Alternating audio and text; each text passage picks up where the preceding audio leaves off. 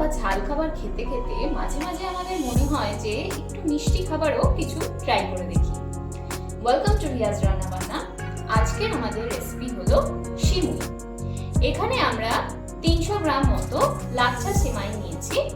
এই সিমাইটা আগের থেকে ঘিয়ে ভাজা, সেই জন্য আমরা এখানে কোনো রকম ঘি ব্যবহার করছি না। যদি আপনারা বাইরে থেকে অন্য কোনো সিমাই এনে রেসিপিটা ট্রাই করেন তাহলে আপনারা ঘি ইউজ করতে পারেন।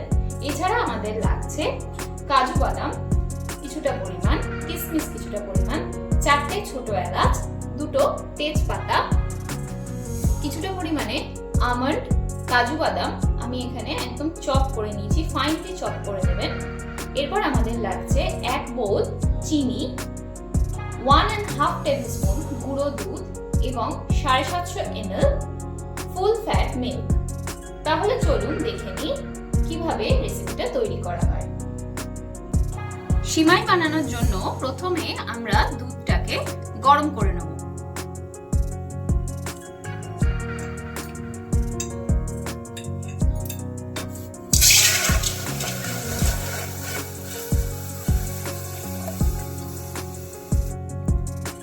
এবার ফ্লেমটাকে একটু লোয়ের দিকে রেখে হালকা হালকা ভাবে দুধটাকে নাড়াচাড়া করতে থাকবে যাতে নিচে লেগে না যায়। এইভাবে ফুট আসা অবধি দুধটিকে নাড়াচাড়া করতে হবে। এবার অল্প অল্প ফুট আসলে এতে আমরা অ্যাড করে নেব 2টো তেজপাতা এবং 4টে ছোট এলাচ। এলাচটাকে এরকম ভাবে একটু থেতো করে নেবেন, তাহলে এলাচের ফ্লেভারটা ভালো মতন পাওয়া যাবে।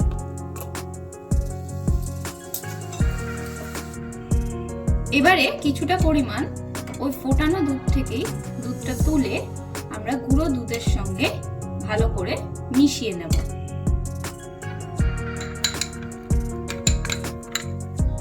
এবার এই দুধটাও আমরা এর সাথে ভালো করে অ্যাড করে দেব, দিয়ে দুটোকে ভালোভাবে দুটো দুধে মিশিয়ে নেব।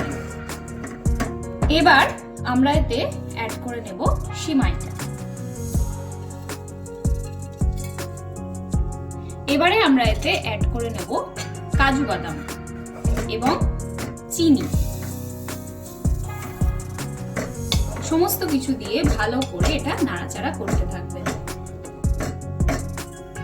এবারে আমরা এতে একদম ছোট ছোট করে ডাইস করে নেওয়া বাদামটা উপর থেকে অ্যাড করে নেব। এখানে আমন্ড এবং কাজু একদম ফাইন চপ করা রয়েছে। এইভাবে নাড়াচাড়া করতে থাকবে যাতে নিচে ধরে না যায়।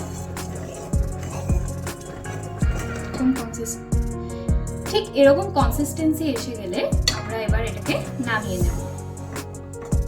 তাহলে রেডি হয়ে গেল আমাদের সিমাই। সবাই বাড়িতে ট্রাই করে জানাবেন রেসিপিটা কেমন লাগলো। ভিডিওটি যদি ভালো লেগে থাকে তাহলে প্লিজ লাইক করবেন, কমেন্ট করবেন, শেয়ার করবেন এবং অবশ্যই অবশ্যই চ্যানেলটিকে সাবস্ক্রাইব করে আমাদের পাশে থাকবেন। আর অবশ্যই চ্যানেলটিকে সাবস্ক্রাইব করার পরে পাশে থাকা বেল আইকনটা প্রেস করতে ভুলবেন না যেন আমাদের ভিডিও নোটিফিকেশন সবার আগে পাওয়ার জন্য। Thank you.